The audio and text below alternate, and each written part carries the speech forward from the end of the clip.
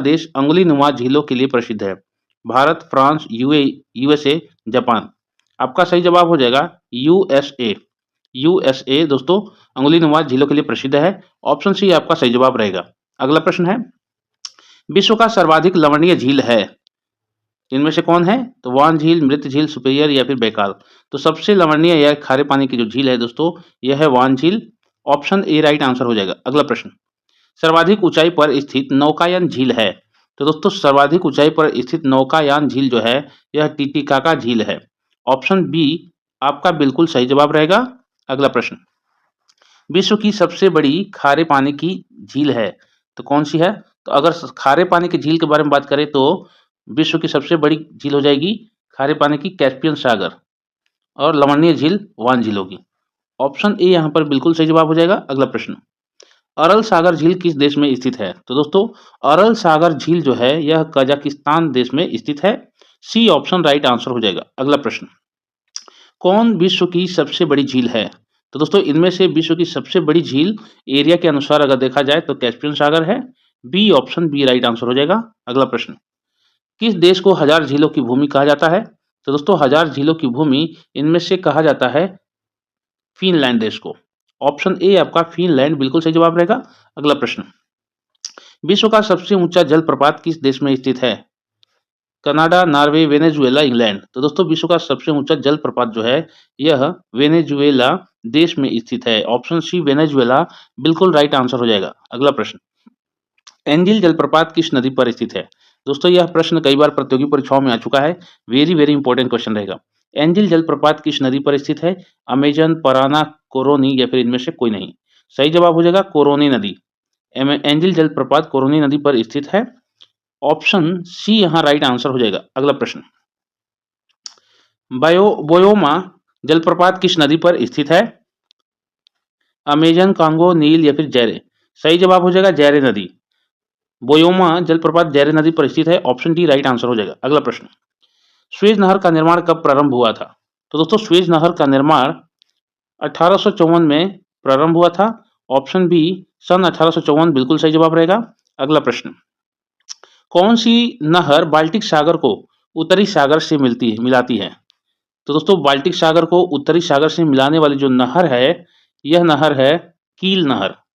Option C right answer होगा कील नहर, जो बाल्टिक सागर को उत्तरी सागर से मिलाती है।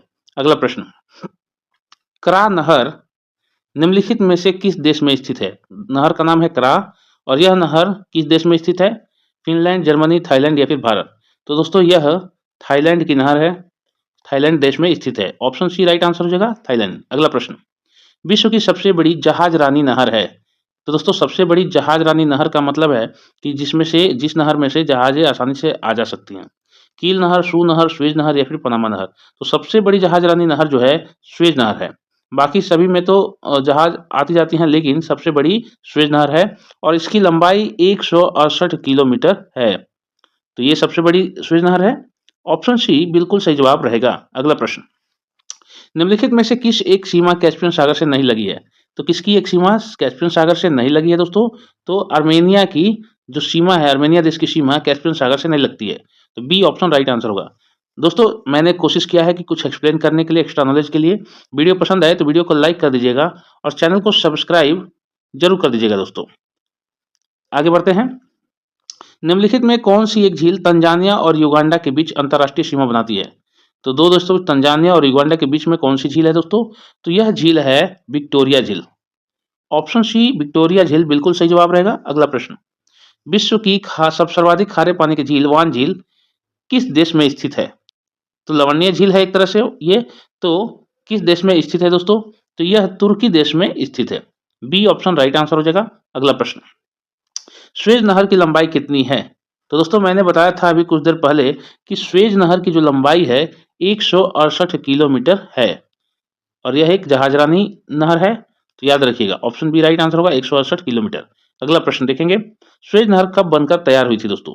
तो यह सन 1869 ईस्वी को बनकर तैयार हो गई थी, काफी मशक्कत के बाद। तो ऑप्शन सी यहाँ राइट आंसर हो जाएगा और इसके बहुत फायदे थे। स्वेज नहर के जहाजरानी थी और उसके साथ साथ कृषि में भी बहुत फायदा हुआ था। अगला प्रश्न देखेंगे, किस महाद्वीप को श्वेत महाद्वीप के नाम से जाना जाता है? यानी कि श्वेत महाद्वीप किसे कहते हैं दोस्तों उपनाम के रूप में? Africa, Antarctica, Australia, Europe. आपका सही जवाब हो जाएगा अंटार्कटिका। अंटार्कटिका को श्वेत महाद्वीप इसलिए कहा जाता है क्योंकि वहां हमेशा बर्फ से ढकी रहती है। तो बी ऑप्शन राइट आंसर हो जाएगा अंटार्कटिका। अगला प्रश्न, दुनिया का सबसे शांतिपूर्ण देश कौन सा है? नॉर्वे, भारत, आइसलैंड, इनमें से कोई नहीं। तो दोस्तों दुनिया में सबसे शांतिपूर्ण देश आइसलैंड को माना गया है कि किसी से इसका कोई दुश्मनी नहीं है या फिर इसकी अपनी आर्मी नहीं है और यह सबसे शांत देश है। तो ऑप्शन सी यहाँ राइट आंसर हो जाएगा।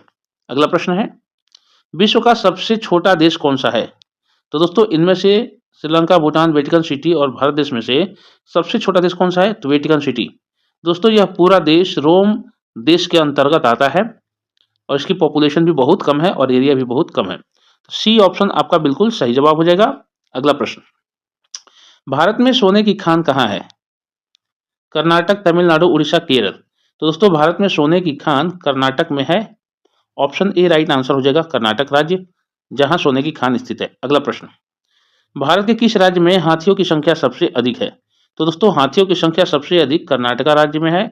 ऑप्शन बी राइट आंसर हो जाएगा, कर्नाटक। अगला प्रश्न देखेंगे, प्रति चक्रवात की आकृति सामान्यतः होती है, कैसी होती है?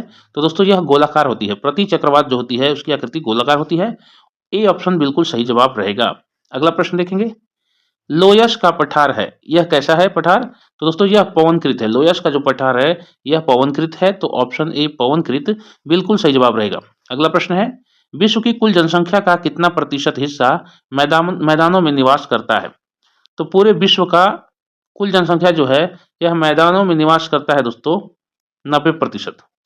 डी ऑप्शन राइट आंसर हो जाएगा। अगला प्रश्न, महाभारत का पुराना नाम क्या था?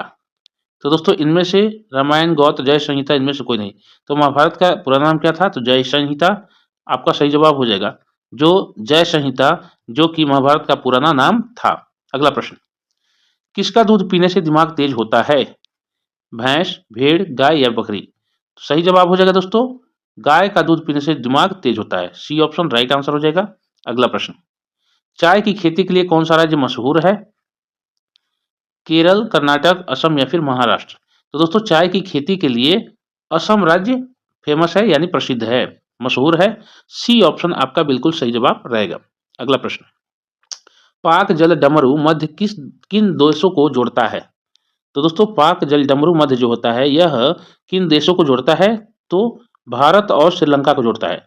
ऑप्शन ए आपका बिल्कुल सही जवाब रहेगा। अगला प्रश्न, अंडमान निकोबार द्वीप समूह कहाँ स्थित है? तो दोस्तों यह पूर्ण रूप से अरब सागर में स्थित है। बी ऑप्शन अरब सागर इस प्रश्न का बिल्कुल सही जवाब रहेगा। अगला प्रश्न, भारतीय इतिहास का स्वर्णिम युग किसे कहा जाता है? गुप्त काल, हर्ष काल, शुंग काल या मौर्य काल को? तो स्वर्णिम युग कहा जाता है दोस्तों गुप्त काल को, क्योंकि यहाँ कलाकृतियां और संस्कृति बहुत ही चरम सीमा पर थी, बहुत ही विकसित हुई थी।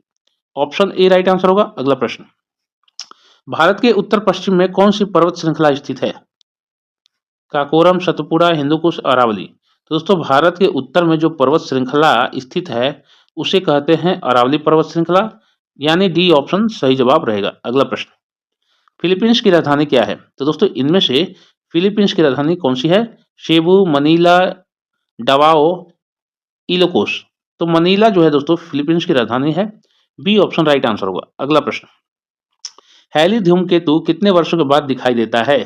तो दोस्तों हैली धूमकेतु जो है यह लगभग 76 वर्ष के अंतराल पर दिखाई देता है। सी ऑप्शन 76 ईयर बिल्कुल सही जवाब होगा।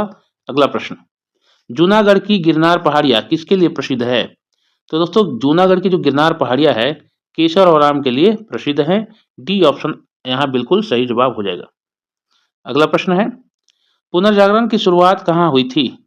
तो दोस्तों पुनर्जागरण की शुरुआत हुई थी इटली देश से। डी ऑप्शन राइट आंसर होगा, इटली, जहां पर पुनर्जागरण की शुरुआत हुई थी।